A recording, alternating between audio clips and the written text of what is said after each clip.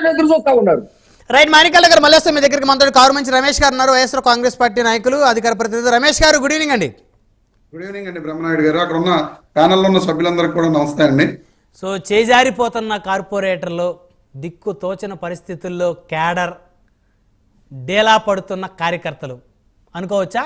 ఎవడైనా ఉంటే ఉండండి, పోతే పోండి అంటారా జగన్మోహన్ రెడ్డి గారి లాగా? అలాగే అసలు ఇప్పుడు అందరూ మాట్లాడుతున్నట్టుగా అలాగైతే పరిస్థితి ఎక్కడా లేదు సార్. ఎందుకంటే 2011లో వైఎస్ఆర్ కాంగ్రెస్ పార్టీ అనేది జగన్మోహన్ రెడ్డి గారు ఇప్పుడు అదే ఆయన చెప్పినట్లుగా ఆ రోజున పెట్టడం జరిగింది. పెట్టిన తర్వాత మొట్టమొదట ఆయన తల్లి మాత్రమే పోటీ చేయడం జరిగింది, ఒక ఎమ్మెల్యే ఒక ఎంపీ. ఆ తర్వాత బై ఎలక్షన్ వచ్చింది, 18 మంది ఎమ్మెల్యేలకు పోటీ చేస్తే 15 మంది ఎమ్మెల్యేలను గెలవడం జరిగింది. ఆ తర్వాత 2014 ఎన్నికలు వస్తే 67 మంది ఎమ్మెల్యేలు, 9 మంది ఎంపీలు గెలవడం జరిగింది. 2019 ఎన్నికల్లో 151 మంది ఎమ్మెల్యేలు, 22 మంది ఎంపీలు గెలవడం జరిగింది. మరి ఆ రోజున కూడా జగన్మోహన్ రెడ్డి గారి వెనకాల ఎవరు లేరండి, ఎప్పుడు మొట్టమొదటి ఆయన పార్టీ పెట్టినప్పుడు. కానీ ఈ రాష్ట్రానికి ఆయన ముఖ్యమంత్రి, ఆయన కృషి పట్టుదల తోటి ఆయన ముఖ్యమంత్రి అయి చూపించిన మహా గొప్ప వ్యక్తి ఆయన. ఎందుకంటే మీకు ఇంకో విషయం కూడా చెప్పాలి, ఎంతో మంది ఎన్నో రకాలుగా ఆయన ఇబ్బందులు పెట్టడం జరిగింది. బీజేపీ ఆయన చెప్పారు, బాజీ గారు, ఇప్పుడు వైఎస్ఆర్ పార్టీ అనేది పాతరేసింది, ఈ సంస్కృతిని మొదలుపెట్టింది రాజశేఖర రెడ్డి గారు ఇలాగని చెప్పడం జరిగింది. అంతకు ముందే చంద్రబాబు నాయుడు గారు తెలుగుదేశం పార్టీలో ఉండగానే ఎన్టీ రామారావు గారికి వెన్నుపోటు పొడిచి ఆ పార్టీని లాక్కుని ముఖ్యమంత్రి అయ్యారు.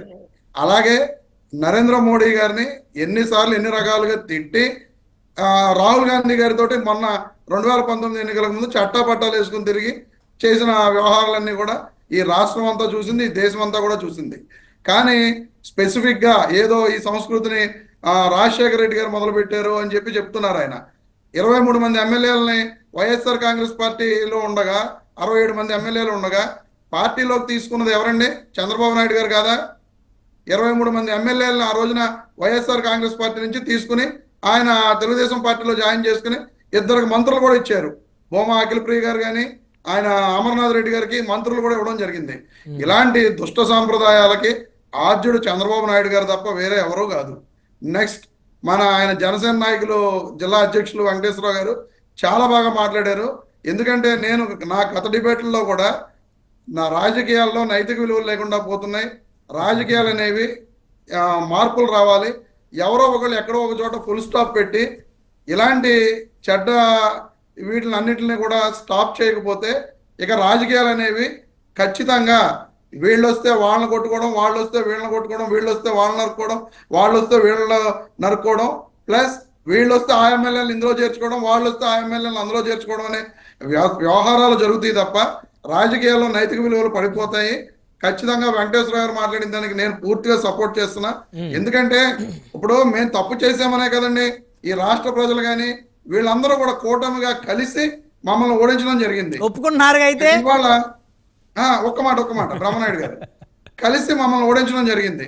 ఓడించిన తర్వాత కూడా ఇవాళ వాళ్ళందరికీ బలం ఉందనే కదా వాళ్ళు మేము ఈ రాష్ట్రంలో చాలా బలంతో 124 మంది ఎమ్మెల్యేలు ఉన్నారన్న వ్యక్తులు క్షేత్రస్థాయిలో బలం లేదా వాళ్ళకి ఎందుకు లేక ఈ కార్పొరేటర్లను కానీ వీళ్ళని కానీ జాయిన్ చేసుకుంటున్నారండి? ఇప్పుడు ఈయన మళ్ళీ చెప్పడం జరిగింది మాణిక్యాలరావు గారు, వాళ్ళకి గతంలో స్థానిక సంస్థలకి నిధులు రాలేదు, స్థానిక సంస్థలకి 10 రూపాయలు నిధులు తెచ్చుకుందాం అని చెప్పే ఉద్దేశంతో వాళ్ళు జాయిన్ అవుతున్నారని చెప్పి. 10 రూపాయలు నిధులు తెచ్చుకునే ఉద్దేశంతో వాళ్ళు ఏం జాయిన్ అవ్వట్లేదండి. 10 రూపాయలు నిధులు సంపాదించుకుందాం అనే ఉద్దేశం ఉన్నోళ్ళు మాత్రమే మీ టీడీపీ పార్టీలో జాయిన్ అవుతున్నారు. నైతిక విలువలతోటి వైఎస్ఆర్ కాంగ్రెస్ పార్టీ విలువలతోటి కట్టుబడి ఉన్న వాళ్ళు ఎవరు కూడా టీడీపీ పార్టీలో కానీ మరే పార్టీలో కానీ జాయిన్ అవ్వరు. ఎందుకంటే కొంతమంది కొన్ని రకాల ఇబ్బందులు ఉండొచ్చు. ఏంటంటే ఆ గ్రామాల్లో కానీ ఆ నియోజకవర్గంలో కానీ కొంతమంది వ్యాపారాలు చేస్తూ ఉండొచ్చు, లేకపోతే వివిధ రకాల అక్కడ డిస్ప్యూట్స్ ఉండొచ్చు. ఆ డిస్ప్యూట్స్ లో మీ నాయకులు పెట్టే ఇబ్బందులను తట్టుకోలేక కొంతమంది జాయిన్ అవుతున్నారు. ఇవన్నీ కూడా గ్రౌండ్ లెవెల్ రాజకీయాలు, అదే ఆ క్షేత్రస్థాయిలో మీరు పరిశీలిస్తే ఏ నాయకుడు ఎందుకు జాయిన్ అయ్యాడు అనేది మీకు కూడా క్షుణ్ణంగా తెలుస్తుంది. రమేష్ గారు ఒక్క అంశం క్లారిఫికేషన్ చెప్పండి బ్రహ్మనాయుడు గారు. వల్లభనేని వంశీ గారు 2019 ఎన్నికల్లో గన్నవరం తెలుగుదేశం అభ్యర్థిగా గెలిచిన తర్వాత అవునండి మీ పార్టీ సభ్యుడిగా కొనసాగారా లేదా? ఆయన సాగాడు కదా. ఆయన చేత చంద్రబాబు గారిని లోకేష్ గారిని ఇష్టానుసారంగా ఆయన బూతులు తిట్టిన దాని వెనక ఎవరి ప్రమేయం ఉందంటారు? ఇప్పుడు ఒక్క మాట చెప్తున్నాను సార్. ఇప్పుడు రమేష్ గారు చంద్రబాబు నాయుడు గారిని లోకేష్ గారిని బూతులు తిట్టిన వెనకాల ఎవరి ప్రమేయం ఉంది? ఖచ్చితంగా జగన్మోహన్ రెడ్డి గారు ఉన్నారని చెప్పి చెప్తారు, అది కామన్. అది వాస్తవమే కదా, ఒప్పుకుంటారు లేదా?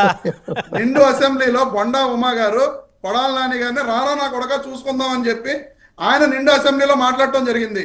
చంద్రబాబు నాయుడు గారు తిట్టమని చెప్పారండి ఆయన్ని? చంద్రబాబు నాయుడు గారు చెప్పరు కదా. ఎందుకంటే అది ఆ ఫ్లోలో ఒక్కొక్క మనిషి ఒక్కొక్క రకమైన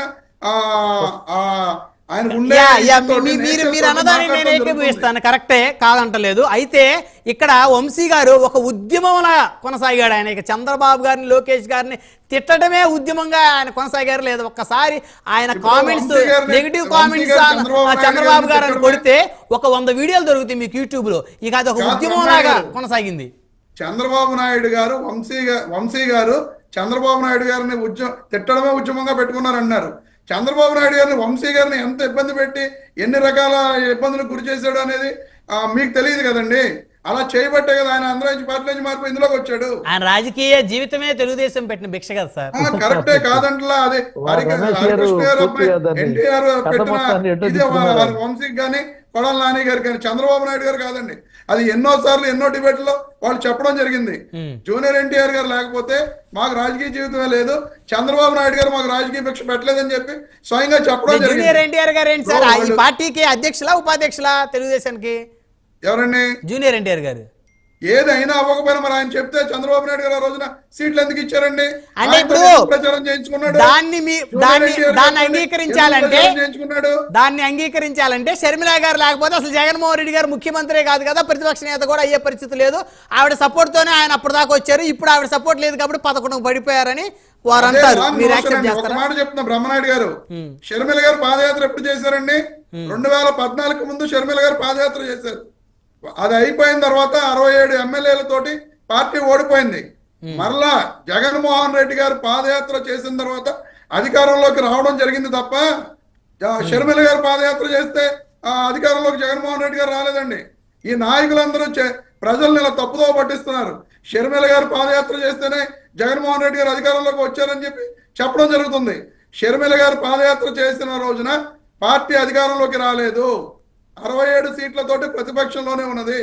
కానీ జగన్మోహన్ రెడ్డి గారు 2014-19 మధ్యలో పాదయాత్ర చేసి ప్రజల కష్టాలు సుఖాలు తెలుసుకున్నాడు కాబట్టి ఆయన పడ్డ కష్టానికి ప్రజలు గుర్తింపునిచ్చి ముఖ్యమంత్రిని చేయడం జరిగింది.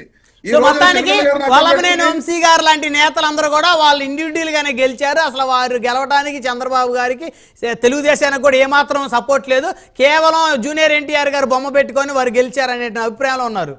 2014లో అయినా జనసేన పవన్ కళ్యాణ్ గారు లేకపోతే ఆ పార్టీ అధికారంలోకి రాదు తెలుగుదేశం పార్టీ. ఈ రోజు కూడా జనసేన పవన్ కళ్యాణ్ గారు వారితో లేకపోతే తెలుగుదేశం పార్టీ తోటి వాళ్ళకి మళ్ళీ మీరేదో గొడవలు క్రియేట్ చేసే సరే అది తీసేయండి.